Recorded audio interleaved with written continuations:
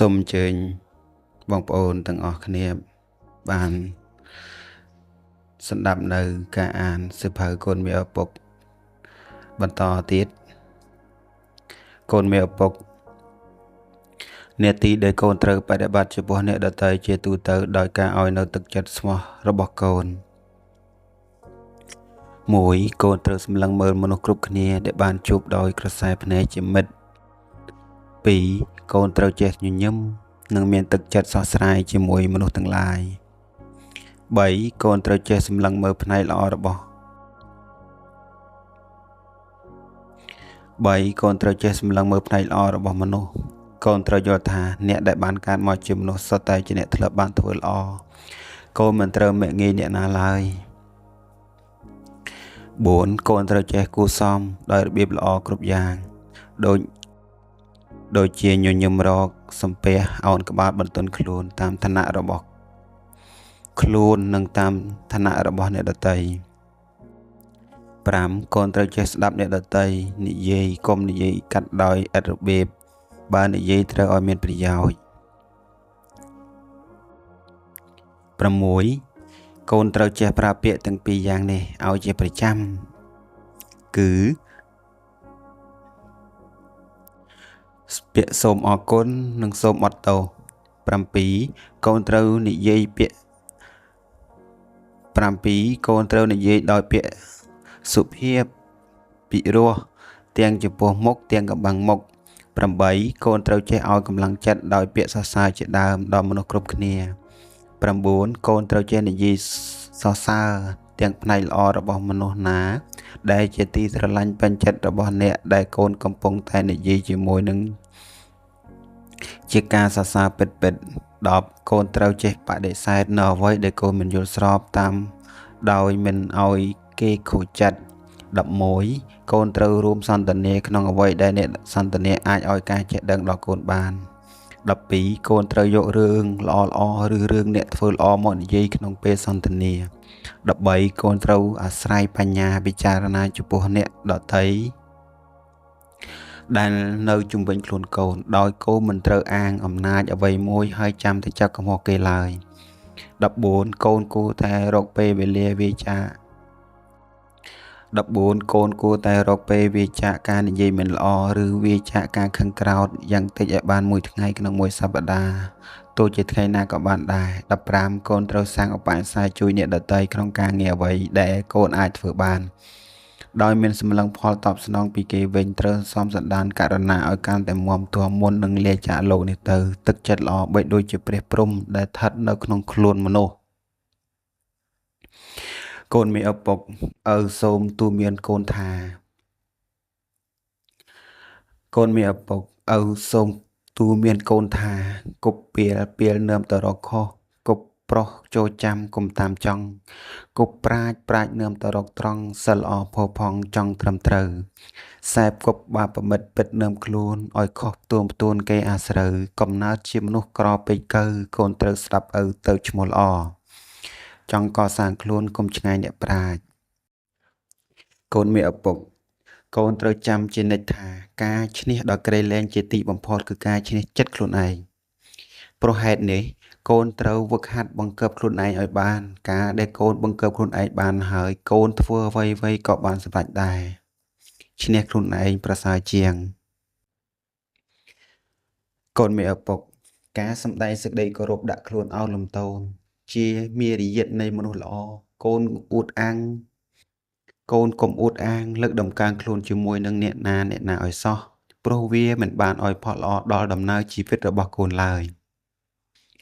ការលើកដំកើងខ្លួនឯងមិនមែនជាការគោរពខ្លួនទេកូនមេឪពុកកូនចូលញញឹមដាក់អ្នកដទៃដែលកូនប្រាថ្នាឲ្យអ្នកដទៃញញឹមរកកូនអញ្ចឹងដែរ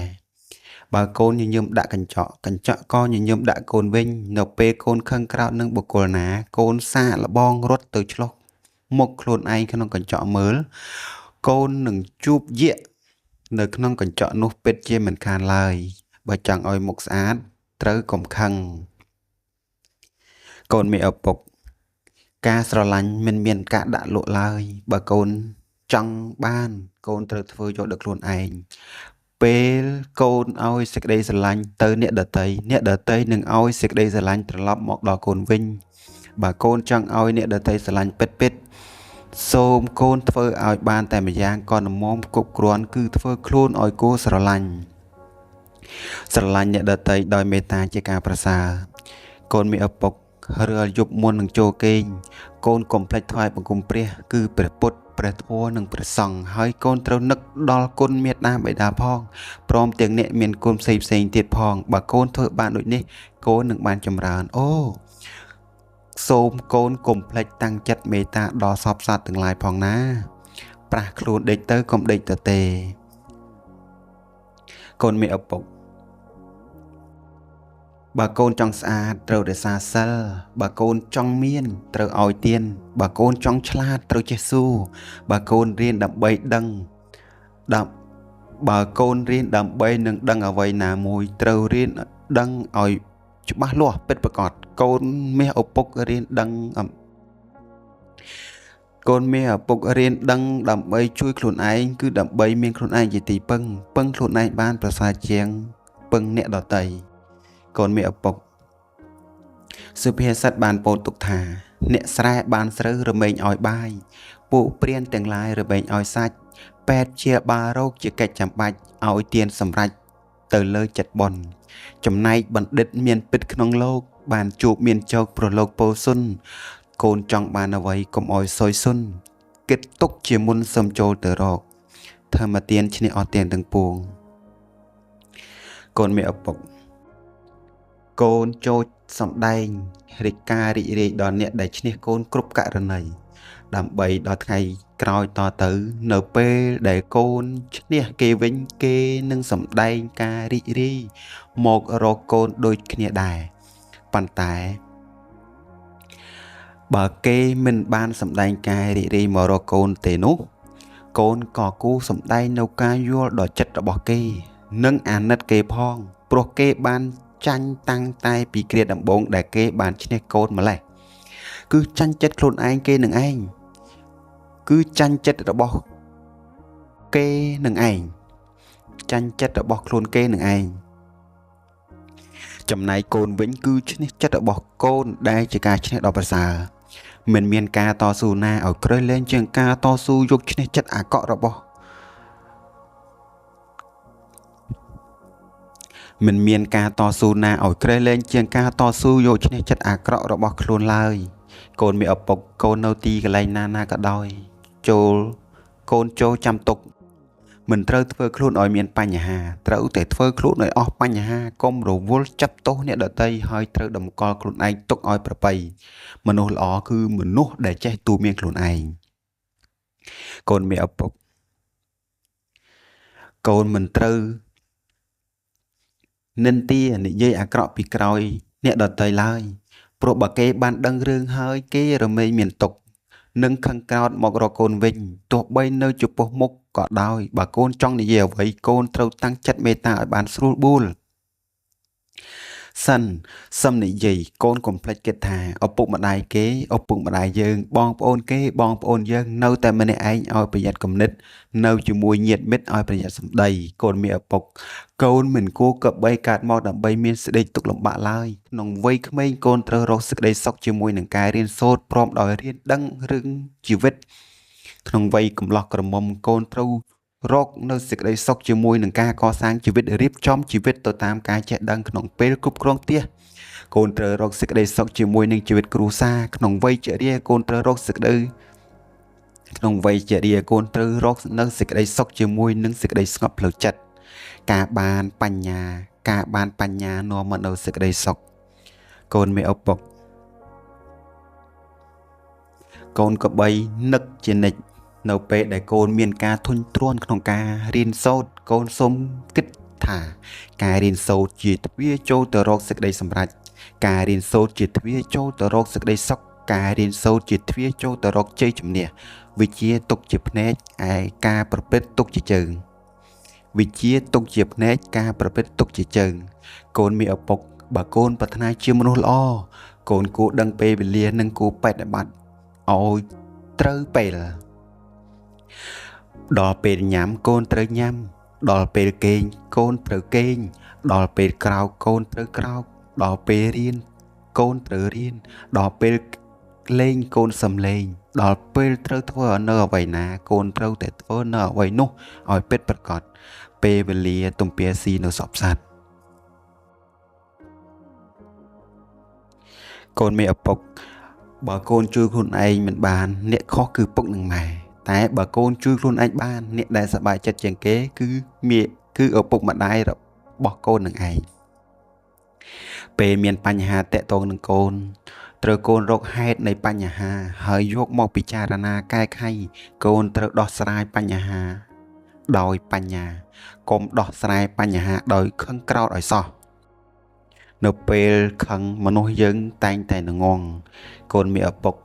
កូនគុំជាម្ចាស់បំណុលឡើយព្រោះធ្វើឲ្យកូនមានទុក្ខ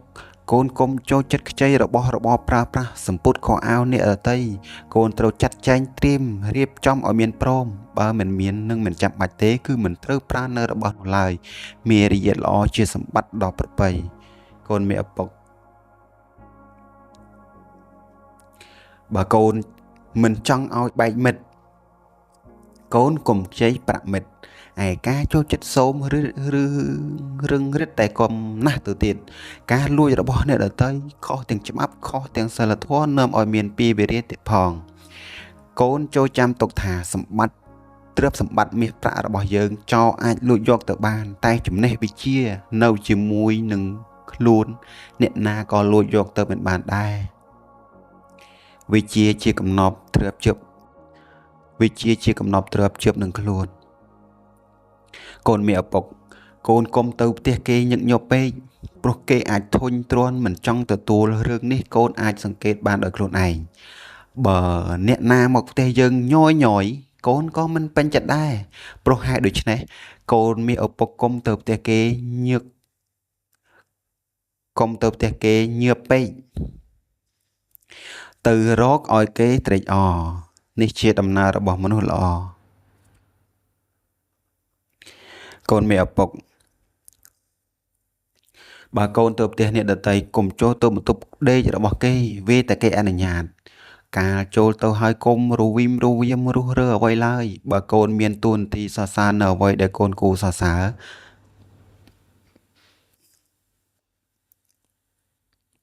នាទីរបស់កូនក្នុងឋានៈជាភ្ញៀវ1សម្ដែងការគោរពដល់បុគ្គលជាធំដែលគួរគោរព2ឲ្យការសាសនានិងភាពជាមិត្តដល់អ្នកតូច3ឲ្យការរីករាយដល់ម្ចាស់ផ្ទះឬម្ចាស់កន្លែងនោះដោយពាក្យសរសើរត្រូវប្រយ័ត្នក្នុងការរិះគន់និន្ទាននៅរឿងអ្វីមួយភ្ញៀវល្អដូចជាផ្កាដែលគេចូលចិត្ត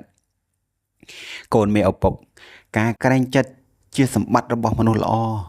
បើកូនទៅណាមកណាកុំឲ្យគេរងចាំមុននឹងកូនទៅទីណាកូនត្រូវតែប្រាប់អ្នកធំក្នុងផ្ទះឬក្នុងកន្លែងនោះការគេបានដឹងហើយគេនឹងជួយទំនុកបម្រុងកូនក្នុងកិច្ចការដែលចាំបាច់សុជីវធម៌កើតមកពីការក្រែងចិត្តអ្នកដទៃកូនមានឪពុកកូននៅទីណាក៏ដោយមិនត្រូវសាងសត្រូវឡើយបើកូនជាមិត្តនឹងមនុស្សគ្រប់គ្នាក៏ជាមិត្តជាមួយនឹងកូនដែរកូនចូលនឹករលឹកជានិច្ចថានៅលើផែនដីនេះបើយើងមានសត្រូវតែម្នាក់ក៏វាច្រើនណាស់ទៅហើយ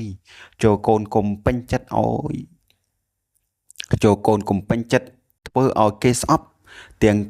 កូនខ្លួនឯងក៏កុំចូលចិត្តស្អប់អ្នកដទៃឡើយសាងមិត្តកុំសាងសត្រូវកូនមានឪពុកបើអ្នកដទៃធ្វើខុសមកលើកូនចូលកូនកុំយកកំហឹងទៅទប់ទល់ឲ្យសោះកូនត្រូវឲ្យអភ័យហើយត្រូវសម្លឹងទៅរកសេចក្តីល្អរបស់គេឲ្យបានច្រើនបើកូនរកអំពើល្អរបស់គេមិនឃើញទេកូនត្រូវតែអាណិតគេព្រោះគេកំពុងតែមានគ្រោះកាចចូលកូនមានឪពុកចាំចុះថា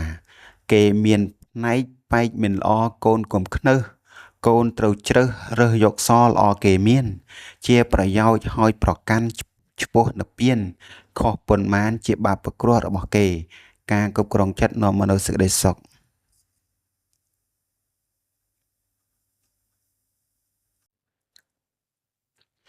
កូនមានឪពុកកូនកុំឆ្លោះជាមួយអ្នកដទៃកូនកុំនិយាយអាក្រក់ ពីគេកូនកុំមើងងាយមើលថោកដល់អ្នកណាឡើយកូនកុំខឹងក្រោធដាក់អ្នកដតីងាយបើកូនខឹងកូនត្រូវដើរទៅងូតទឹកទៅអានសៀវភៅហើយត្រូវតន្តែងពាក្យថាឲ្យអភ័យអភ័យជាទានដ៏ប្រសើរកូនមានឪពុកកូនត្រូវជួយអ្នកដតីជួយដោយស្មោះត្រង់ជួយដោយការនិយាយជួយដោយការប្រឹក្សាជួយដោយកម្លាំងកាយក្នុងការងារដែលត្រឹមត្រូវការជួយអ្នកដតីធ្វើឲ្យកូនបានសប្បាយចិត្តនៅពេលដែលការងារបានសម្រេច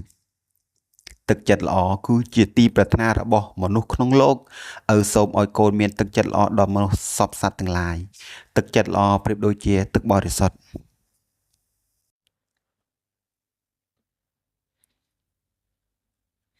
កូនមានឪពុកម្ដាយមានតែចាស់ទៅនឹងនៅចិញ្ចឹមកូនរហូតមិនបានឡើយត្រូវកូនរកវិជ្ជាជួយខ្លួនឯងបើកូនបានសុខឪពុកម្ដាយសប្បាយចិត្តពុកនិងម៉ែតែប៉ុណ្ណេះចេះតែចាស់ប្រកបណាស់ច្បាស់ជាព្រឹត្តខឿតមិនបាន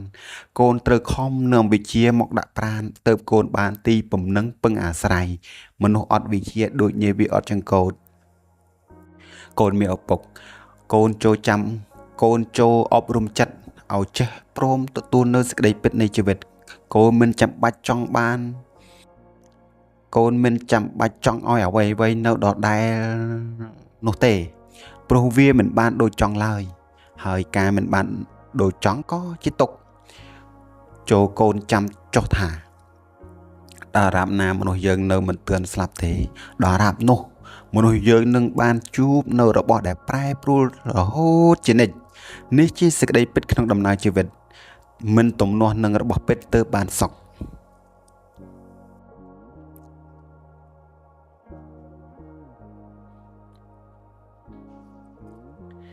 កូនមានឪពុកបើកូនស្អប់គេខ្លាំងកូនក៏មានទុក្ខខ្លាំងដែរបើកូនស្អប់គេតិចកូនក៏មានទុក្ខតិចដែរបើកូនមិនស្អប់គេទេកូនមិនមានទុក្ខឡើយការស្អប់គ្នានឹងគ្នាធ្វើឲ្យលោកនេះមានតែការបែកបាក់ព្រោះវាជាការទម្លាយគ្នានៅក្នុងលោកទាំងមូលចូលកូនកុំក្រោធកុំស្អប់គ្នាឡើយចូលកូនគិតថាក្រោធគឺងងមោហោគឺឈួតមិនក្រោធល្អជាងនឹងបានជាអ្នកមិនងងមិនឈួតបុរាណបានពោលថាបើឆ្កែខំកុំខំឆ្កែវិញកូនមានឪពុកមាសប្រាក់ដែលម៉ែឪរកមកឲ្យកូនសម្រាប់សិក្សារៀនសូត្រសូមឲ្យកូនចាយវាយ៉ាងប្រយ័ត្នកូនមិនត្រូវខ្ជិះខ្ជាយឡើយចេះញ៉ាំចេះប្រើចេះទុកដាក់ដូច្នេះកូនរមែងមានលំបាកហើយតទៅកូននឹងអាចជួយអ្នកដទៃបានទៀតផងគំនិតចាត់ទុកជាលេខ1ជំនួយចាត់ទុកជាឧបករណ៍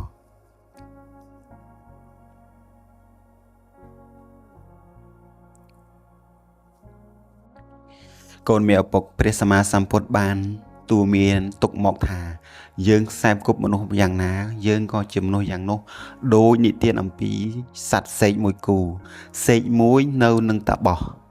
សេកមួយទៅនៅនឹងតាបោះសេកមួយទៀតទៅនៅនឹងពួកចោរដោយដែលឪធ្លាប់បាននិទានឲ្យកូនស្ដាប់មកហើយថាសេកមួយល្អសេកមួយអាក្រក់បើកូននឹងខ្សែបគប់ជាមួយអ្នកណាត្រូវឲ្យប្រយ័ត្នប្រយែងកូនត្រូវតែគិតជានិច្ចថានឹងមិនយកតម្រាប់តាមមនុស្សអាក្រក់ឡើយមិនខ្សែបគប់មិនមែនបានន័យថាស្អប់ទេកូនមានឪពុកកូននឹងរស់នៅក្នុងโลกនេះបានយ៉ាងមានសេចក្តីសុខដោយមេត្តាឲ្យសេចក្តីស្រឡាញ់និងប្រាថ្នាល្អចំពោះមិត្តករុណាជួយមិត្តមិនសម្លឹងការតបស្នងមុទិតាត្រេកអរតាមនៅពេលដែលអ្នកដតីបានសម្រេចឧបេក្ខាមានការសម្លឹងជាកណ្ដាលដោយស្មារតីនៅពេលជួយអ្វីគេមិនបានព្រោះសត្វលោករមែងប្រព្រឹត្តទៅតាមកម្មម្យ៉ាងទៀតកូនកុំញុះញង់ឲ្យគេទើសតែងគ្នាជាដាច់ខាតព្រមវិហារជាជំរកដ៏ប្រសើររបស់ចិត្ត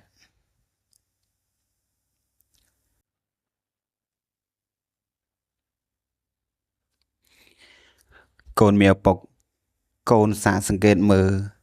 នឹងឃើញថាសេចក្តីទុក្ខវានឹងមកជួបយើងដោយមិនដឹងខ្លួនជាមុនព្រោះហេតុដូច្នេះយើងត្រៀមប្រឈមមុខជាមួយនឹងវាដោយការរៀនឲ្យស្គាល់សេចក្តីទុក្ខកាលបើសេចក្តីទុក្ខមកដល់ត្រូវចេះកែខៃស្ថានភាពឲ្យបានល្អប្រសើរឡើងហើយត្រូវគិតថាវានឹងកន្លងទៅកូនមានឪពុកត្រូវប្រាប់ខ្លួនឯងថា យើងកើតមកដើម្បីដោះស្រាយនៅបញ្ហាយើងកើតមកដើម្បីដោះស្រាយនៅសេចក្តីទុក្ខ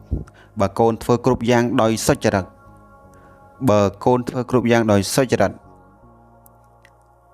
ប្រាថ្នាល្អដល់អ្នកដទៃហើយ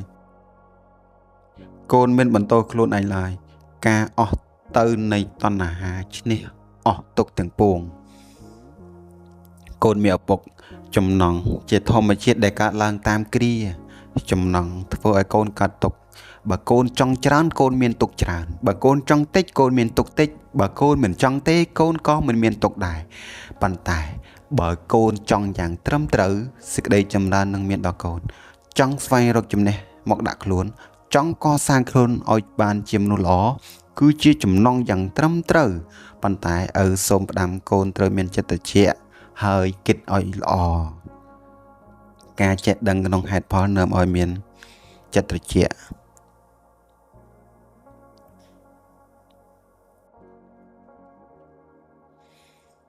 កូនមានឪពុកពេលកូនយល់ព្រមឬសន្យាជាមួយអ្នកណាកូនត្រូវគិតឲ្យស្រួលបួលកុំរសេមរសាមកូនត្រូវឲ្យច្បាស់លាស់ក្នុងការងារសុចរិតហើយត្រូវប្រព្រឹត្តតាមសន្យា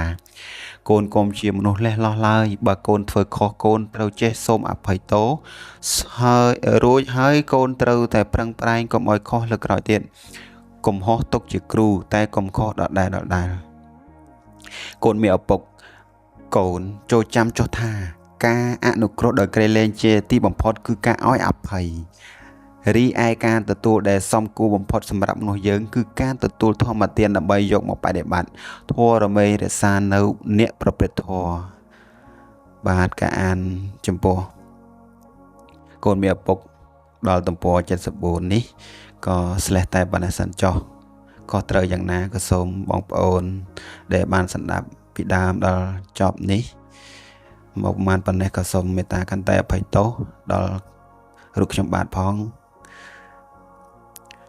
ហើយថ្ងៃក្រោយយើងនឹងបានអានហើយនឹងសម្ដាប់បន្តទៀតខ្ញុំនឹងព្យាយាមអានឲ្យដល់ចប់សៀវភៅកូនមានឪពុករបស់លោកគ្រូអគ្គបណ្ឌិតបុត្រសុវង្សនៅខេត្តបាត់ដំបងនេះគឺ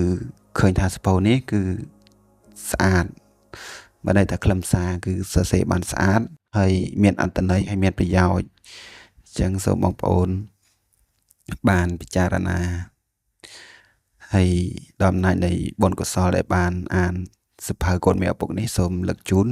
ដល់មិត្តអ្នកស្ដាប់ទាំងអស់គ្នាឲ្យបានចំណែករៀងខ្លួនហើយរួចចាក់ទុកទាំងអស់គ្នាសូមអនុមោទនា